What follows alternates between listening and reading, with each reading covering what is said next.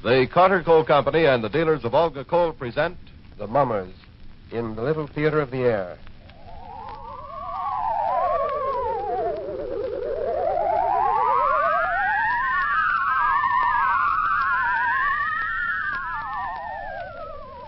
Good evening, ladies and gentlemen. Well, by now we're getting a bit used to winter. We're like soldiers in the middle of a campaign, growing hardened to discomfort and better able to take it, and looking with longing toward the day when the war is won and there'll be plenty of everything again, including that good Olga coal. But like good soldiers, we can't afford to let down now that victory is in sight. We must work harder than ever to get every bit of heat from the coal we get, make it go further and use less.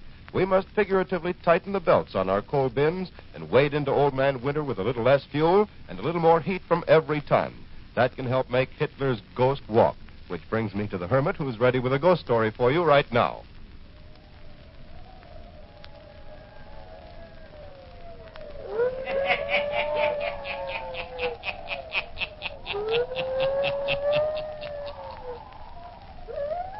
Ghost stories. Weird stories. And murders, too. The Hermit knows of them all. Turn out your lights. Turn them out. Have you heard the story of Hansons Ghost? Then listen while the Hermit tells you the story.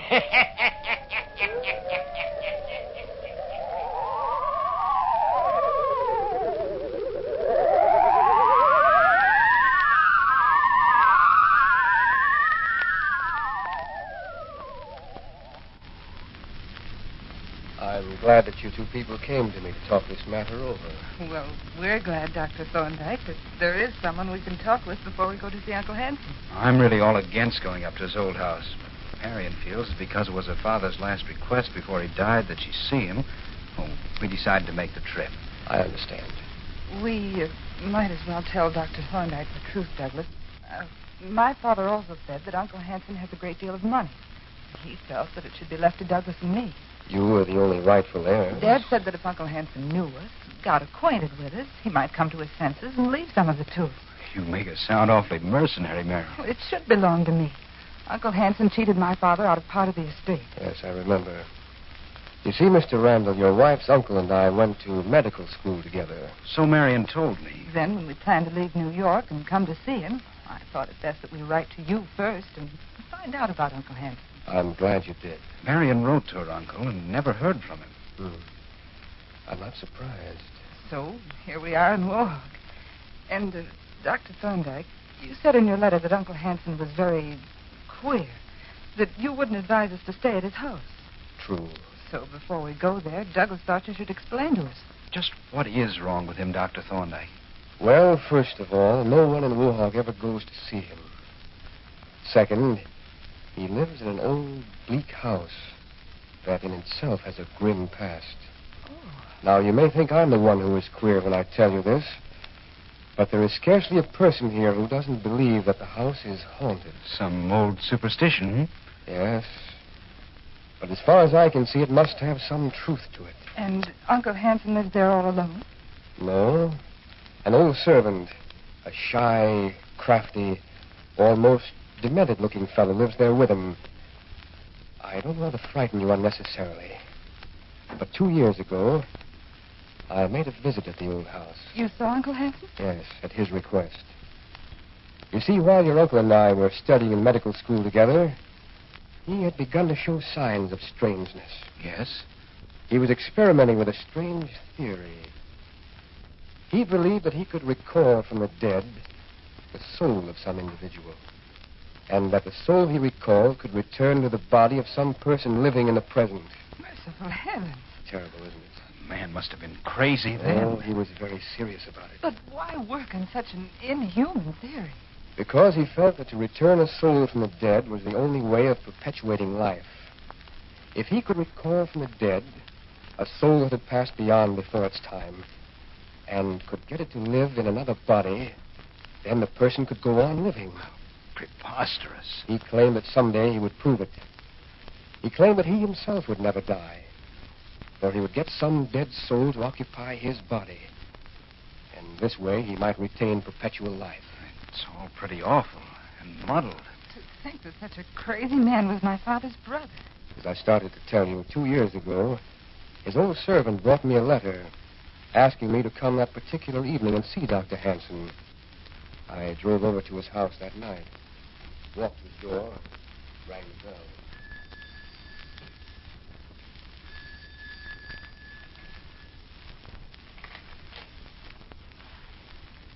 Yes? It's Dr. Thorndyke. I see. Come in.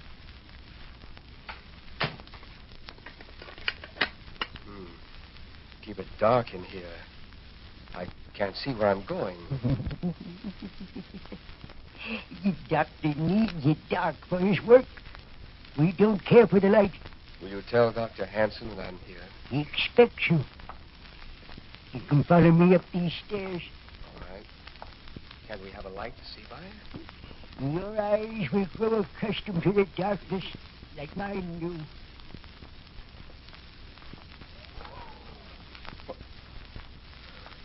What was that sound? Did you hear it? I only heard it, but I felt as if some icy hand had reached out and touched my face, almost clawed at me.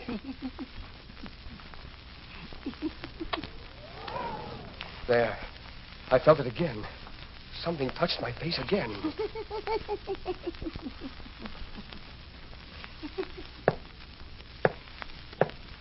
Come in. Hello, Philip. So you came, Thorndyke. Yes. I sent for you to prove my theory to you, Dr. Thorndyke. Yes, Philip. And don't look at me as if you thought I was demented. I'm not crazy. I never thought you were demented. Only obsessed. Dr. Thorndyke was visited by one of the wandering spirits on the way upstairs. Really? Something cold brushed against my face, if that's what you mean. The spirits that roam this house were trying to be kind to you. Trying to get into your body. Trying to give you new life. You're lucky. So, you're still working on that old theory, are you? Working. I have it practically complete. Now listen, Philip, if this is what you called me over tonight for, I can't stay and listen. I have calls to make. You always scoffed at me, didn't you? Never believed I could do it. Why would you want to do it, Philip? I have found a young soul that died too soon.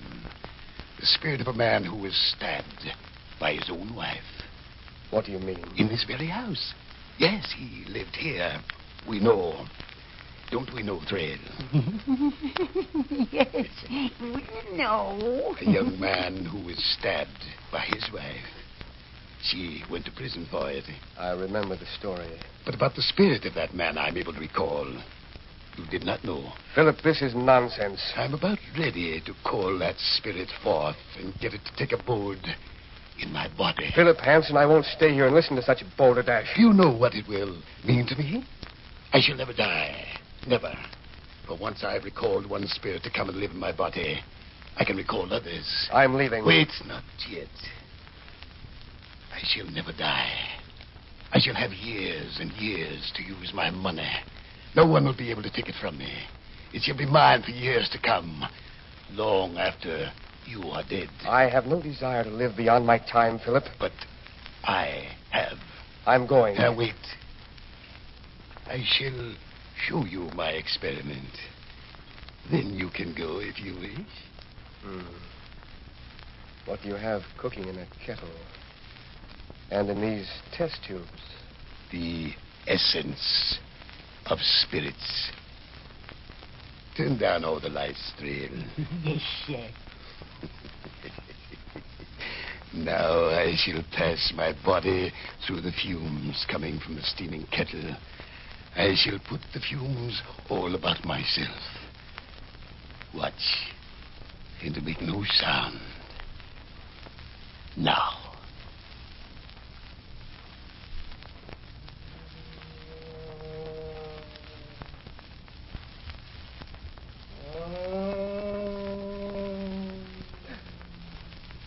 There is something moving there in the darkness.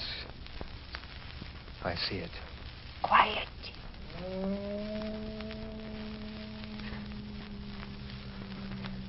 Where's the door? Let me out of here. I shan't stay another minute. Let me out of here. Get away from me, whatever you are. Get away. Where's the door? I've got to get away. Got to get away. Get away from here. Get away. Away!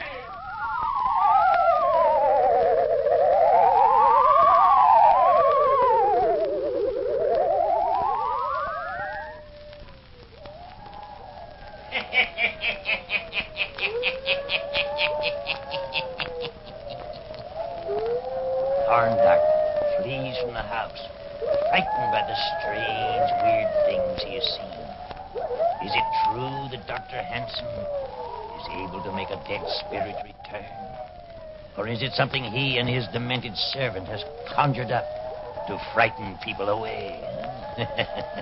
The hermit will tell you before the night is done. Well, when it comes to frightening people, I'm not very good, but I'm a whiz at encouraging them, and that's what I hope I've done for you. I hope I've encouraged you to be better soldiers on the home front with these little lectures on how to save Olga coal and to cooperate with your friend, the Olga coal dealer. Suppose we look at the situation this way. We'd all like to do more to help win the war, so suppose we imagine we're all soldiers and the Olga coal dealer is the supply sergeant. Well, he's in it along with the rest of us, and he can't give out any more coal than he gets. All he wants to do is equip your coal bin to the best of his ability, and that's what he's doing. He gets gripes from every side, but he's delivering the coal as fast as he gets it, and he's trying to do so in a way that gives everyone his fair share. So don't be too hard on your Olga sergeant, folks. I know none of you envy him, and I know he wants to keep on serving you after the war is won in the manner to which you once were accustomed. So as you sit with your sweaters on and look at that thinly lined coal bin, think of the day when it will all be over.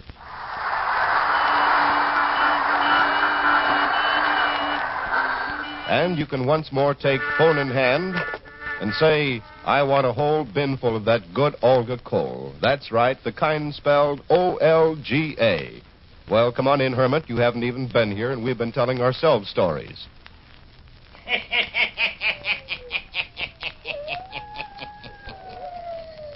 And now to Marion and Randall. Dr. Thorndyke of the town of Ohog goes on telling the story of Marion's strange Uncle Hanson. Yeah, listen.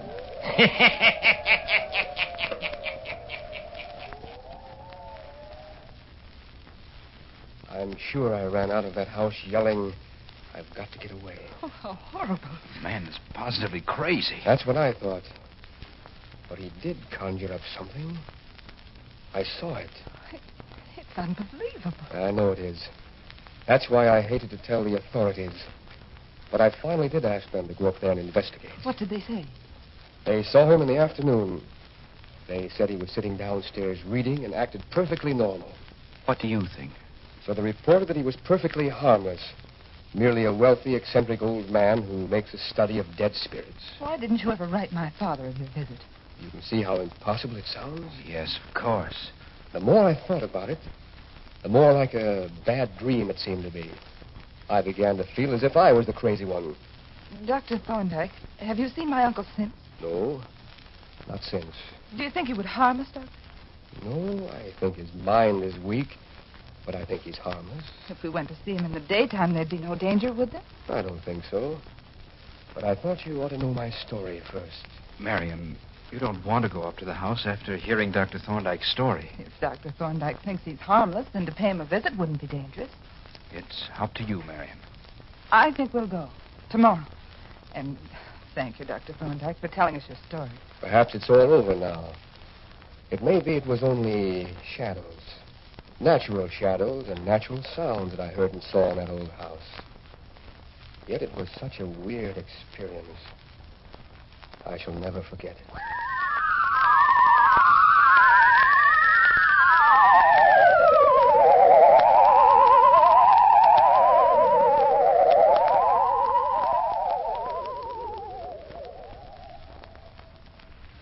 Are you nearly ready to go down to dinner, Douglas? Yes, dear. Just fixing my tie.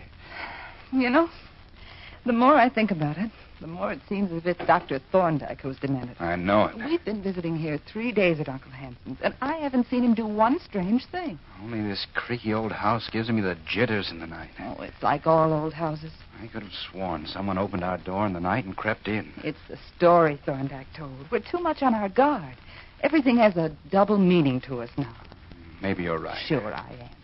And Uncle Hanson has been awfully kind to us, and so pleased to see us. Uh-huh. Even this old servant of his isn't bad. He's been kind, too. He cooks good meals for an old duffer, doesn't he? Yes. And do you know what he said to me, Douglas? What? Well, he told me yesterday that Uncle Hanson was so glad we came to see him. So glad that you and I were sensible. Uh-huh. And that now he could die peacefully, knowing that we wouldn't waste his money for him. Well, it's all turning out better than I anticipated. Well, you ready to go down to dinner? Already. He still works in his laboratory long hours, doesn't he? Yes. I asked him last night to let me see it, and he said perhaps he might tonight. Why do you want to go up there? Oh, just to see what he does. You can see that he's completely forgotten trying to restore dead spirits. I'm not afraid of him, honey. I guess you're right. So I just want to see what he does do up there in that room. Maybe we can tonight.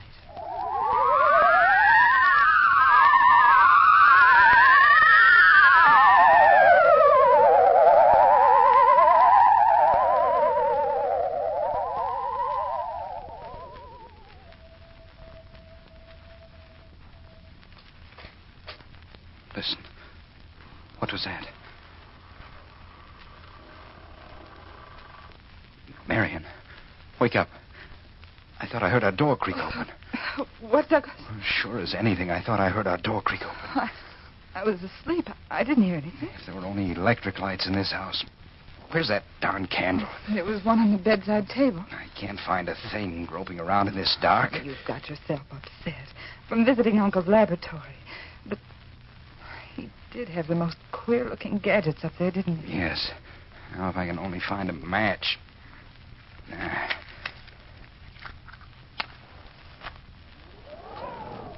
Darn it. Where did that wind come from? It blew the light right out. Oh, why don't you forget it? You just heard some board creak. There isn't anything in here. Darn funny creaks. It's strange how you're more upset than I am. I'd just as soon move out any time, I can tell you. I'm not frightened anymore. Good night, dear. Good night.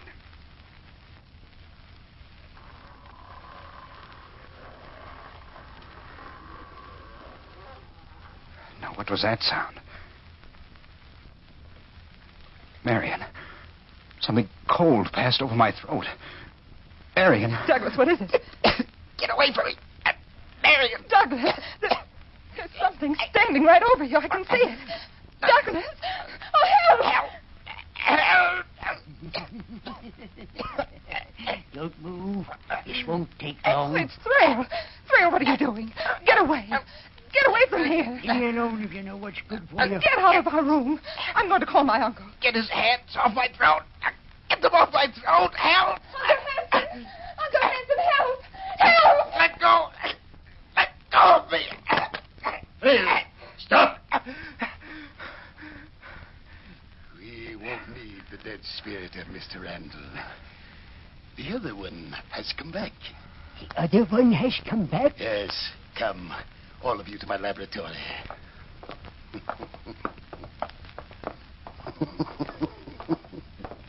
I captured the spirit trail as it wandered about the house tonight. It's hidden in my laboratory. That is good. If my experiment works through, then it may be we can get a young spirit for you. Then you can live on, too. Oh, Douglas. Now, all is dark in here. Very dark. Only the fumes from my kettle. That is all. If anyone speaks and frightens the spirit away, we'll make away with him. Oh, Douglas, they're both crazy. Quiet, both of you. So you thought you could get my money, did you? You thought I was going to die. No, I shall live many, many years. Here's the kettle. Yes. And now the dagger that we found in this house. The dagger that was used to kill the dead spirit lurking in this room. Bring it to me. I'll stir the kettle with it.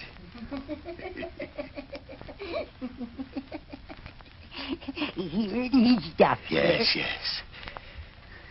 Now all very quiet, very dark, very still. And the fumes are rising, rising. See, they cover me. Now, spirit, dead soul, wherever you are, come out. Come out.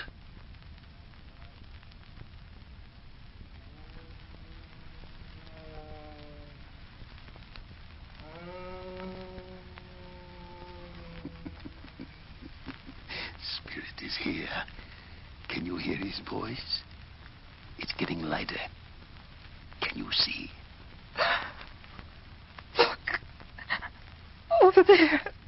A shadow is taking form. Look. There is some light. It is approaching me. Look. It is coming near me. Yes, I'm coming closer. Closer. I see him. Look. It's going right up to Uncle Hanson. You wanted to call me back. Well, I am here. And I shall enter your body. Just as you wish. Dr. Hanson, I'm disappearing. Merciful heavens. What's happening? Look. See. Before you stands another man. He's done it. He's no longer Dr. Hanson. The spirit has entered his body. I'm back again. See this dagger in my hand. I'm back again. So you thought my wife killed me long ago, did you? Well, she didn't. I killed myself. Oh, look. I tried to kill her just as I'm going to kill you, Thrail. No. No. Yes, just as I'm going to kill you now. Have mercy. Dr. Hanson, come back. Take the spirit out of your body. He's going to kill me. Help! Help! You wanted to bring me back, didn't you? Save me. Save me. Help! Mary, Help! don't move. Stand right where we are. I'll see if I can save him. Help there, please. Trail. Help. Here, this way. Here. Oh. Now, stand back with me, out of the way. Oh, look. Look. I couldn't kill my wife long years ago, and I can't kill you. But I can kill myself again. Yes. What is he doing? You brought me back into your body, Dr. Hanson, only so that I might kill myself again. Now the dagger's through my heart.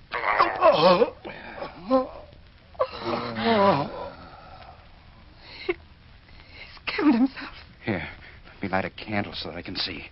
Where's the candle? Here, Douglas. There. Oh, it's Uncle Hanson. Look, he's on the floor, dead. The dagger through his heart. Yes. The spirit returned and did the same act that it did when it was living. We didn't count on that. But, Douglas, it's only Uncle Hanson here. He's killed himself, and he tried to kill his servant. We did hear another voice, didn't we? Of course you did. It was the spirit that wanders this house. And that Dr. Hanson tried to get into his own body. Oh, it's so terrible. But it didn't work. It didn't work like he thought.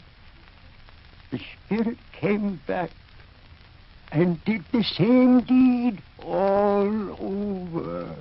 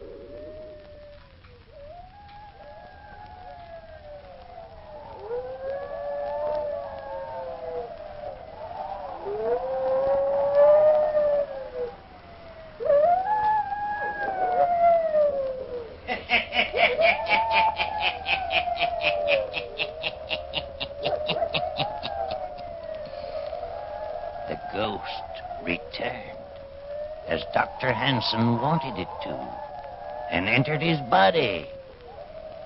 But it killed, just as it had when it was on Earth before.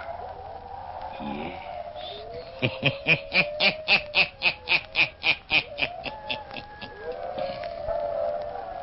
Turn on your lights. Turn them on.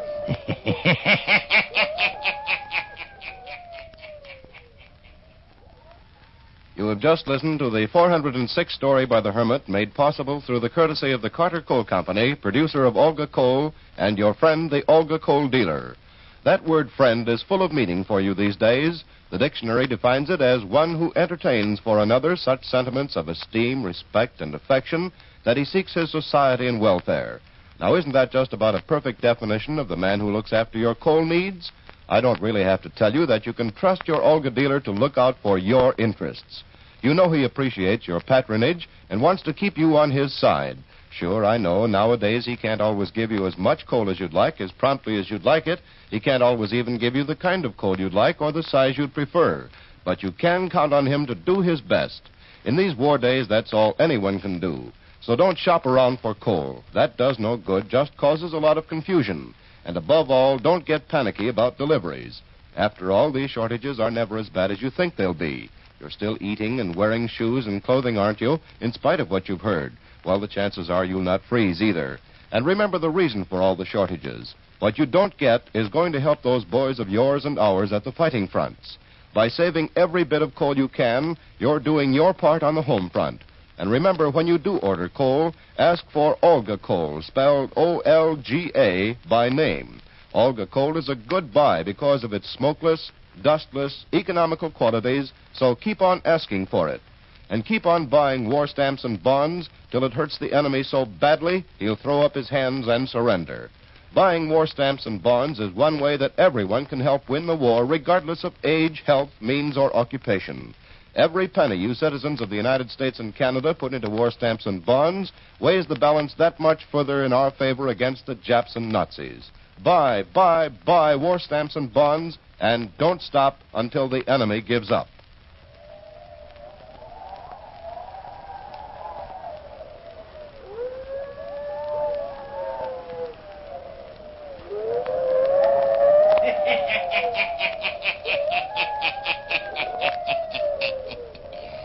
And the Hermit has more stories for you. Listen in again next week for my hounds howling. I'll tell you the story of the Devil Dog. I'll be back. Pleasant dreams.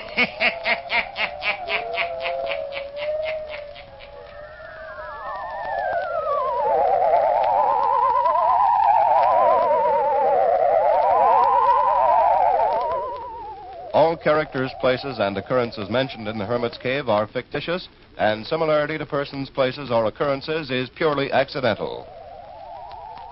Jack Lellman speaking.